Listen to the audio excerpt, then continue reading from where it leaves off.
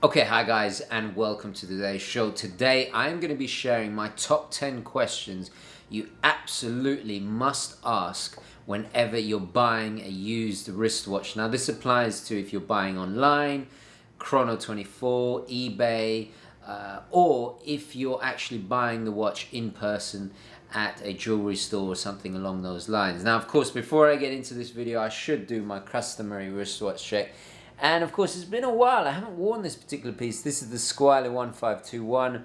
Beautiful mid-range diver. If you're familiar with my show, my channel, you will of course know of my love and admiration for this piece. Nothing personifies summer more than this particular watch for me. I just absolutely adore it. And of course, I'm wearing it on a Wrist Candy Watch Club NATO strap, olive and orange. Actually, this particular strap's been out for a while, but it's an old favorite and just something very fun, brings a bit of pizzazz, a bit of color to already a quite lively piece, and just perfect for summer wear. So, wristwatch check done. Let's roll the intro and get into this video.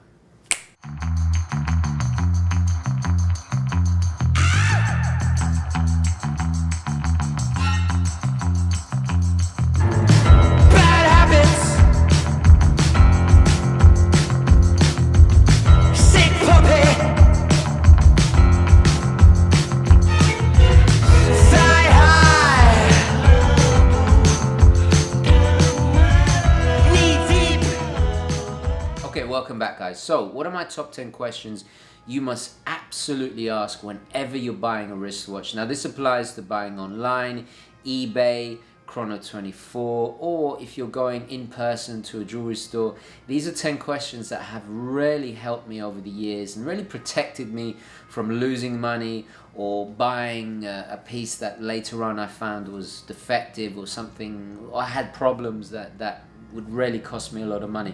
Now this applies to any level of wristwatch, entry or luxury. Helps to ask these questions regardless of the price, because at the end of the day you don't want to lose money. Now the following 10 questions are in no order of importance. It really doesn't matter. You can put them in your own order of priority. I've just numbered them for reference sake. So we'll start at number 10, and that is probably the most obvious question, and that is to ask if all the parts of the timepiece are original. You've got to be careful. There's a lot of what's called Franken watches out there, which what that means is people have taken parts from watches that were either broken or some of the pieces were in better condition than other parts of the watch, and they've mashed them all together to create a kind of Frankenstein watch, and therefore they can ask for more money. Sometimes it can be really tricky to spot, but it does happen a lot more, especially in the used market. So be very, very wary and always ask, are all the parts original? Okay, so moving on to number 9. Quite a similar question, but also worthy to ask, are all the parts genuine?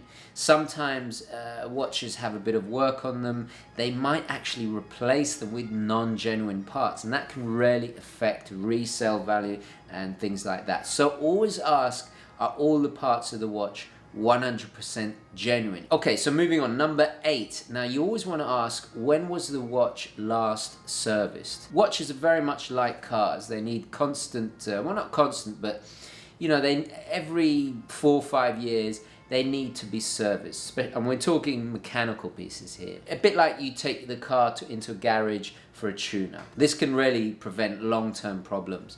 The last thing you want to do is buy a watch that is due for a service, and then you know, a week later it stops working, and then you have to take it to Rolex or take it to Omega or Seiko or whatever the brand it is, and then pay, you know, hundreds of dollars for a service. So always ask, when was the watch last serviced? Okay, moving on, number 7. How long has that person owned the watch? You want to kind of gauge here, is the person selling it the first owner? Has it been bought second hand? You want to kind of understand how old the watch is, get an idea of how many people have owned the watch. That really gives an indication of any problems that you might arise, especially performance related with the watch. If the watch has had multiple owners, there's more chance that it's been bashed about, there's more chance that there's going to be damage possibly inside. So always ask, you know, how long they've owned it, previous owners, the history of ownership of that timepiece. Okay, moving on. Number 6, is there any noticeable wear or damage to the watch? This applies more to kind of online sales.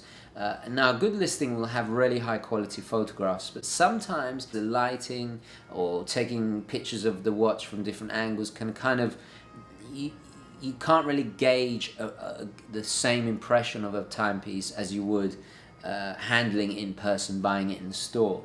So you really want to ask that person, even though they might have listed it in detail, you really want to kind of double check. If there's noticeable damage in the photos of that listing and you ask them and they don't mention it, it really assists you in gauging the honesty of the seller of the watch. Okay, so moving on, number 5, how is the watch performing? I know it sounds obvious, but honestly, you wouldn't believe the amount of times that I've seen listings and they don't even say if the watch is working or not. I know it sounds the most obvious thing in the world, but always ask, how is the watch running?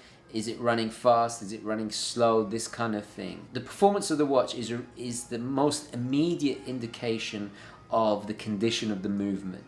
You know, a good movement that's in good condition, that's been serviced, should be running well within the parameters of that watch's specifications, depending on what it is. For example, if it's a chronometer grade certified movement, then obviously it's got to be operating within those parameters. So always ask, how is the watch performing? Okay, number 4. Now this is a question you kind of got to ask yourself more than the actual seller. And that is, what is the reputation? What is the experience? What is the feedback rating of the seller? This is the most crucial thing whenever you're buying a watch. And I've discussed this many, many times. You don't really buy the watch, you buy the seller. I actually personally prefer to spend a little bit more money and go with an experienced seller that has, you know, outstanding or perfect feedback, that has an established reputation. Rest assured, you know, you're gonna have less problems, and that person's gonna want to protect that reputation that they've worked so hard to earn. So it really is within your interest to possibly pay a little bit more and go with a seller that has that perfect reputation. So always ask yourself, what is the reputation of the seller? What is their feedback like? If it's a store, have a look on the BBB, the Better Business Bureau, you know, what their rating is, that kind of thing. The seller's reputation is fundamental, absolutely crucial. If they don't have a reputation, avoid them. I never deal with anybody that doesn't have at least a near perfect selling history. Okay, moving on. Number 3, what does the sale include? Now, I know this sounds a little bit obvious, but does it come with the box? Does it come with the papers? Does it come with a manufacturer's warranty? Does it come with extra straps? Be very, very clear what the watch comes with. You don't want to buy a timepiece and then suddenly it arrives with just the strap and no papers, no box, because you didn't read the listing properly. Obviously, if you're in a store, when you walk out of there, you're going to see in person what the watch comes with. But it's always worthy to note what it actually comes with at the point of sale. Box and papers aren't necessarily the absolute end all and be all of a deal, but it does kind of help, and especially keeping its value in the long run. I've made the mistake of just presuming it came with the box and papers, you know, so it even happens to me. So never be shy of asking actually what is in the transaction, what is included in the transaction. Okay, number 2. Has the watch been refurbished or polished? Those of you who are experienced buying used watches, polishing is a bit of a kind of sticky issue. I never like to buy a watch that has been polished, because the tendency is to over polish the case and you're actually losing a bit of the stainless steel, or if we're talking gold, that is even a softer material, you're actually losing part of that edge, part of the shape. It can really affect resale value. Experienced collectors tend to prefer to buy timepieces that haven't been polished, and so do I. I actually prefer a scratched up watch that hasn't been polished to something that has been over polished. The whole layer of the case has been taken away. You can't put that back on. So ask if there's any work been done to the piece. Has it been refurbished? This kind of goes back to my first questions of, are the pieces original and any of the pieces have been replaced, that kind of thing. Something I've noticed, I actually bought an Omega, I think it was an Omega GMT, it was a Seamaster GMT, and I couldn't tell until I saw it in person, I actually sent it back, that there was an extreme amount of polishing done on the underside, and I couldn't really tell on the pictures on the listing. And it was a real shame because it was a watch I really wanted, but I had to send it back because the polishing wasn't done well, and it's a big mistake I see happening all the time, and I learned my lesson from that. So always ask if any refurbishment or any polishing has been carried out on the particular timepiece. Okay, so what is my number one question, my last point, and that is, what is the return policy of the seller? Usually it has it listed in the listing, but if you're going in the store, I often forget to ask this. What is the return policy of the store? What is the return policy of the seller on eBay or Chrono24 or whoever it is you're buying off? The amount of times I've made a mistake and I wanted to take it back and couldn't because of the return policy, always worth asking every single time. Even when you're buying on the grey market, for example, I spent thousands of dollars on a watch once. And I didn't read the fine print, went to take it back, and I got stung with a huge restocking fee, right? Which was a percentage of the money I spent. And that ended up costing hundreds of dollars, and I lost hundreds of dollars on that deal. So always ask what the return policy is, because honestly, you just want to rest assured that if there are any problems, you can just take it back or send it back and you'll get your money back. With a good reputable seller, they will have a decent return policy. Okay guys, so I'm going to wrap it up there.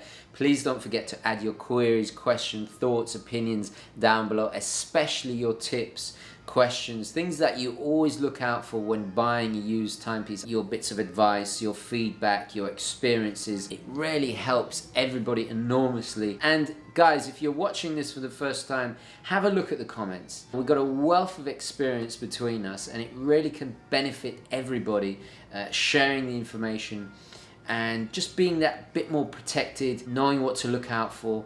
It's invaluable, it really is. So guys, please don't forget to add your questions, what to look out for down below in the comments. Thank you very much for watching. Please don't forget to add a like if you enjoyed this video and found it useful. It really does help me, so please don't forget to do that. And as always guys, I'll catch you in the next one. Okay, ciao.